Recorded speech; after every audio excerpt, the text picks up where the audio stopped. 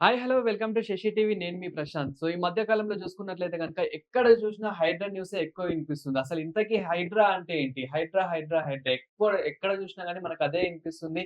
And మనకి హైదరాబాద్‌లో ఎక్కడ చూసినా గాని పెద్దవాళ్ళ నుండి సామాన్యుల వ్యక్తుల వరకి హైడ్రా మాత్రం ఎవ్వరిని వదలడం లేదు. దాని గురించి మాట్లాడేందుకు మనతో పాటు ఉన్నారు. సో రియల్ ఎస్టేట్ నిపుణులు శ్రీకాంత్ బాబు గారైతే మనతో పాటు ఉన్నారు. హాయ్ అండి. హలో! నమస్తే అండి. అసలు ఇంతకీ హైడ్రా అంటే ఏంటి? ఎవ్వరిని కూడా హైడ్రా వదలడం లేదు. అసలు హైడ్రా గురించి కొంచెం మాకు వివరిస్తారా? హైడ్రా అనేది యాక్చువల్‌గా రీసెంట్‌గా మన రేవంత్ రెడ్డి గారు ముఖ్యమంత్రి అయిన తర్వాత వెరీ రీసెంట్‌గా స్టార్ట్ చేశారండి. ఆల్‌మోస్ట్ ఒక 1 మంత్ అవుతుంది. దీని మెయిన్ ముఖ్య ఉద్దేశ్యం ఏంటంటే, ఏదైతే మనకి 1994లో ఆ రోజు చంద్రబాబు నాయుడు గారు ఒక జీవో తీసుకొచ్చారు. మనకు మెయిన్ ఏంటంటే, నదీ పరివాహక పరిసర ప్రాంతాలు ఏవైతే ఉన్నాయో, అంటే ఇప్పుడు ఒక రివర్ ఉంది. ఆ రివర్‌కి ఇప్పుడు ఒక చిన్న లేక్ గాని ఏదన్నా ఉంది. దానికి వాటర్ ఎట్నుంచి వస్తది? నేచురల్‌గా అంటే పైన పడినటువంటి వర్షం, నేచురల్ ఫ్లో ద్వారా కింద ఉన్నటువంటి ఆ చెరువు వచ్చి నిండి, ఆ వాటర్‌ని మనం ఫ్యూచర్ జనరేషన్స్‌కి మన ఇంటికి వాటర్ సప్లై పరంగా గానియండి, చుట్టూ ఉన్నటువంటి పొలాలకు అండర్‌గ్రౌండ్ వాటర్ పరంగా గానియండి, ఇట్లా మల్టిపుల్ పర్పస్‌కి ఆ వాటర్ మనం వాడుకునేవాళ్ళం. అంతేగాని కేవలం పైన మనకి వర్షం పడి ఆ చెరువు నిండటం అనేది ఎప్పుడు జరగదండి.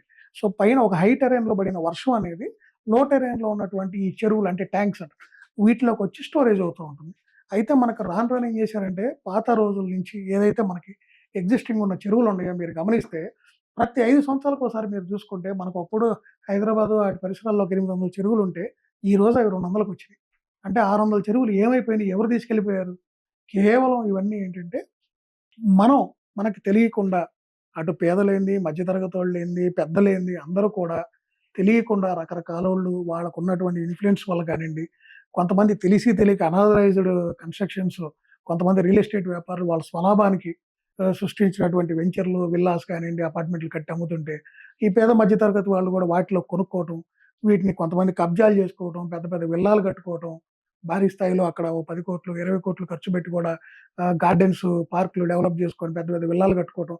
దీనివల్ల ఏమైంది? ఆ నేచురల్ ఫ్లో డిస్టర్బ్ అయ్యి, ఈరోజు హైదరాబాద్‌లో సమ్మరు ఇవాళ ఇన్ని వర్షాలు పడినా కూడా రేపు సమ్మరొస్తే రేపు హ్మ్. ఫిబ్రవరి, మార్చ్, ఏప్రిల్ వస్తే హైదరాబాద్‌లో వాటర్ ప్రాబ్లమ్ వస్తుంది. ఈ నీళ్ళంతా ఏమవుతుంది? ఎక్కడికెళ్ళిపోతుంది? దీనికి ఒక సొల్యూషన్ ఫైండ్ ఔట్ చేయడానికి ఈరోజు హైడ్రా అనేది తీసుకొచ్చారు. యాహ్! ఇప్పుడు కృత్రిమంగా వర్షపాతాన్ని మనం ఎంత తెచ్చుకోగలం? ఎక్కడి నుంచి తెచ్చుకోగలం? ఎంత వీలవుతుంది? సో, ఏదైతే అసలు మనకు పైనుంచి మనకి దేవుడు ఒక వర్షం రూపంలో మనకి ఏదైతే కురిపిస్తున్నాడో, ఆ వర్షపు బొట్టుని మనం రకరకాలుగా అంటే మనకి ప్రభుత్వం ఇంతకుముందు లోగడ మనకి ఎన్నో సార్లు చెప్పారు. ఈ అపార్ట్మెంట్స్‌కి పర్మిషన్ ఇచ్చేటప్పుడు కూడా అందరూ కూడా నీట్‌గా సీవేజ్ ప్లాంట్స్ అన్నీ కట్టుకోండి. వాటర్‌ని హార్వెస్ట్ చేసుకోండి. రైన్ వాటర్ హార్వెస్టింగ్ పిట్స్ కట్టుకోండి. పెద్ద పెద్ద అసలు హై రైజ్ కన్‌స్ట్రక్షన్స్‌కైతే రీసైక్లింగ్ ప్లాంట్స్ పెట్టుకోమన్నారు. వేస్ట్ వాటర్ మేనేజ్మెంట్ ప్లాంట్స్ పెట్టుకోండి అని. ఇయాల 18 ఫ్లోర్‌లు, 25 ఫ్లోర్‌లు మా అబ్బాయి అమెరికా నుంచి డబ్బులు పంపించాడు. మేము దీంట్లో ఫ్లాట్ కొన్నాం. మాకు దాంట్లో ఉంది. మా ఫ్లాట్ 2,00,00,000, 3,00,00,000 అని చెప్తున్నోళ్ళకి, రేపు వాటర్ ప్రాబ్లమ్ వస్తే మా భవిష్యత్తు ఏంటనే దానికి ఆన్సర్ ఎవరి దగ్గర ఉందా? లేదు. ఇలాంటి ప్రాబ్లమ్స్ రేపు వస్తే దానికి సొల్యూషన్ చేయాల్సింది ఎవరండి? గవర్నమెంట్. ఆ రోజు అందరిని నిందించేది గవర్నమెంట్. ఈరోజు ఆల్రెడీ ఎన్నో ఆక్రమణలు ఆల్రెడీ 80% ఆక్రమణలు. వాటిల్ని కొంతవరకైనా అంటే వాటిని డెమాలిష్ చేసి ఈ లేక్స్ అనేవి, ఈ చెరువులనే ఆటిని మళ్ళీ వాటికి పునర్వైభవం తీసుకొస్తే రేపు భవిష్యత్ తరాల కన్నా ఈ నీటి సమస్య ఉండదు. ఈరోజు మనం తాగటానికి నీళ్లు కొనుక్కుంటున్నాం. ఇంకో 10 సంవత్సరాలు పోతే మన ఇంట్లో మనం నిత్యావసర ఏది మన కాలకృత్యాలు తీర్చుకోవడానికి గూడా ఖచ్చితంగా నీళ్లు కొనుక్కునే పరిస్థితొస్తది. దాంట్లో ఎటువంటి సందేహం లేదు. అలాంటి ప్రాబ్లమ్‌ని దృష్టిలో పెట్టుకొని ఈరోజు ఈ హైడ్రా అనేది క్రియేట్ చేయటం జరిగింది. హైడ్రా అనేది కేవలం అసెట్స్‌ని డ్యామేజ్ చేయడానికి కాదు. అసెట్స్‌ని మానిటర్ జేసి ఏదైతే ఇల్లీగల్‌గా ఉన్నాయో వాటి మీద యాక్షన్ తీసుకొని ప్రకృతికి సహజ వనరుల్ని డిస్టర్బ్ కాకుండా కాపాడటం కోసం ఒక ముఖ్య ఉద్దేశంతో తీసుకొచ్చిన ఇది. ఇది ఖచ్చితంగా ఈరోజు మనం స్వాగతించాలంటే అందరికి రకరకాల ఇబ్బందులుంటాయి. ముఖ్యంగా ఎవరికి ఇబ్బందులున్నాయంటే, అది ఎవరైతే ఈ దురాక్రమణలో వాళ్ళు గూడా భాగస్వాములయ్యారు. ఓకే. అంటే కొంతమంది తెలిసి తెలియక గూడా భాగస్వాములవుతారు. అంటే అవును. పక్కన 2,00,00,000 ఉంటది. ఇక్కడ రూ. 1,00,00,000కి అమ్ముతున్నారు. ఏదో తక్కువకొచ్చిందని కొనుక్కుంటారు. కానీ వాళ్ళకి తెలియని విషయం ఏంటి? ఇది ఏదైతే ఈళ్ళు తక్కువలో కొనుక్కున్నారో దాంట్లో ఏదో ఒక ప్రాబ్లమ్ ఉంటది. అది అనాథరైజ్డ్ కన్‌స్ట్రక్షనో, అనాథరైజ్డ్ అప్రూవల్ ఉండొచ్చు. లేదు దానికి పర్మిషన్స్ 10 విల్లాలకుంటే 20కి ఇచ్చుండొచ్చు. ఇలాంటివి కొనుక్కున్నారు. సో, ఈటన్నిటిని ప్రజలకు తెలిసే విధంగా చేయటం.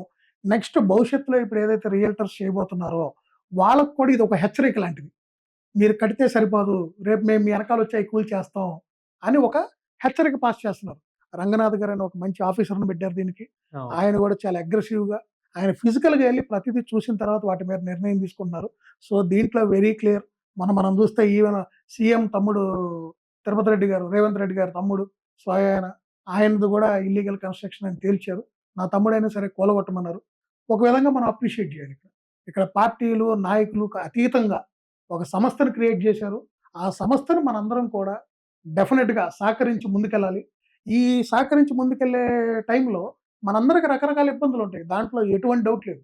ఎవరైతే దీంట్లో భాగస్వాములయ్యారో, లేదా వాళ్ళే ఆ అక్రమ కట్టడాన్ని నిర్మించారో, లేదా తెలిసి తెలియక అలాంటి అక్రమ కట్టడాలు కొనుక్కొని అక్కడ నివాసం ఉంటున్నారో, వాళ్ళైతే ఇబ్బంది పడతారు. దాంట్లో ఎటువంటి సందేహం లేదు. కాపోతే నేను మళ్ళీ ప్రజలకు విజ్ఞప్తి చేసేది ఒకటే. ఇది మన మంచి కోసం, మన భవిష్యత్ తరాల కోసం, రేపు మన పిల్లల కోసం ఖచ్చితంగా దీనికి మనం సపోర్ట్ జేయాలి. ఎవరో వచ్చి ఏదో చేయాలని మనం రోజు కోరుకుంటాం. అలా ఎవరో వచ్చారు, వాళ్ళొక పని చేస్తున్నారని దీన్ని స్వాగతించండి.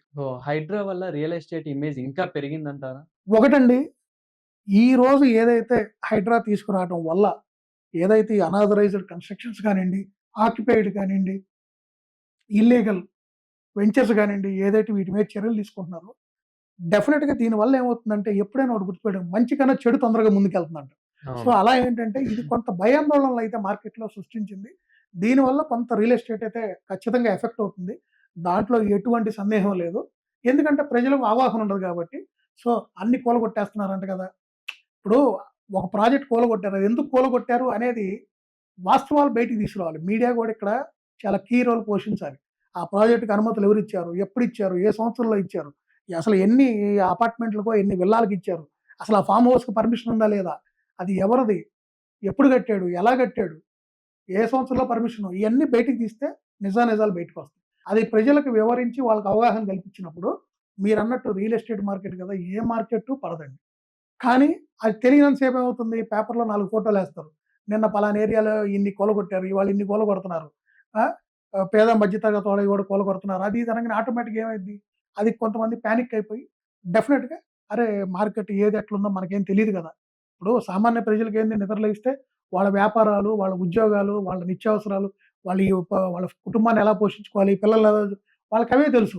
వీటి గురించి వాళ్ళకి పెద్ద అవగాహన ఉండదు కదా! ఏదో రూ. 10 సేవ్ అయితే భవిష్యత్తులో వాళ్ళ పిల్లలకి, చదువులకి, వాళ్ళ పెళ్ళిళ్ళకి, వాళ్ళ మంచి చెడులకి, లేదా వీళ్ళు రిటైర్డ్ అయినాక వీళ్ళ అవసరాలకు ఉపయోగపడతాయని చిన్న చిన్న ఆస్తులు వాళ్ళకున్న డబ్బులతో కొనిపెట్టుకుంటారు. అలాంటోళ్ళు ఖచ్చితంగా ఇలాంటి సందర్భాల్లో భయాందోళనకి లోనవ్వడంలో ఎటువంటి సందేహం లేదు. కాపోతే నేను అందరికి ఒకటే చెప్తున్నా. ఇది మీ మంచి కోసం జరుగుతుంది. దీనికి హైదరాబాద్ రియల్ ఎస్టేట్ మార్కెట్ పడడానికి ఎటువంటి సంబంధం లేదు. సో, ప్రస్తుతం ఇప్పుడున్న పరిస్థితుల్లో హైదరాబాద్‌లో ఏదైనా కొనాలి అంటే ఎక్కడ కొంటే బెస్ట్? అంటే మనం విల్లాస్ గానివ్వండి, అదే విధంగా ఏదైనా ఫ్లాట్స్ ఇలా ఏదైనా ఎక్కడైనా కొనాలి అని అనుకుంటే గనక ఎక్కడ కొంటే బెస్ట్ అంటారు? హైదరాబాద్ ఇవాళ 4 దిక్కులా అభివృద్ధి చెందుతుందండి. హైదరాబాద్‌కున్న బ్యూటీ గూడా అదేనండి. కేవలం ఒక సౌత్ సైడ్ అనో, ఒక నార్త్ అనో, ఈస్ట్ అండ్ వెస్ట్ కాదు. మీరు హైదరాబాద్ చూస్తే 4 దిక్కులా హైదరాబాద్ అభివృద్ధి చెందుతుంది. ఔటర్ రింగ్ రోడ్డు ఆ రోజు అభివృద్ధి చెందింది. ఎలా అభివృద్ధి చెందిందో ఈ రోజు రీజనల్ రింగ్ రోడ్డు రాబోతుంది. దాన్ని కూడా చాలా అగ్రెసివ్‌గా తీసుకెళ్తున్నారు. ఇంతకుముందున్న గవర్నమెంట్‌లో అటు సెంట్రల్ గవర్నమెంట్‌కి వాళ్ళకున్నటువంటి కొంత కమ్యూనికేషన్ గ్యాప్ వల్ల కొన్ని కొన్ని వర్కులు డిలే వల్ల ఆ రోజు ఆ ప్రాజెక్ట్ ఏందంటే అనుకున్న స్థాయిలో ప్రాజెక్ట్ ఆగలేదు. అనుకున్న స్థాయిలో ముందుకెళ్ళదు. ఇప్పుడు వీళ్ళొచ్చిన తర్వాత వీళ్ళు కొంచెం 2, 3 సార్లెళ్లి కేంద్ర మంత్రి నితిన్ గడ్కరీ గారిని కలవటం, కొంచెం అగ్రెసివ్‌గా ఎళ్ళటంతో ఆయన గూడా కొంచెం త్వరితగతిన నిర్ణయాలు తీసుకొని కొంచెం ప్రాజెక్ట్‌నయితే ముందుకు తీసుకెళ్తున్నారు. సర్వేలు జరుగుతున్నాయి. నిన్న గూడా సౌత్ సైడ్ శ్రీశైలం హైవేకెళ్ళి గూడా సర్వేలయి జేశారు. సో, ఖచ్చితంగా రేపు రీజనల్ రింగ్ రోడ్ గూడా రాబోతుంది గాబట్టి, హైదరాబాద్‌లో మీరు ఎటు కొనుక్కున్నా గూడా, ఏ వైపు కొనుక్కున్నా బావుంటది.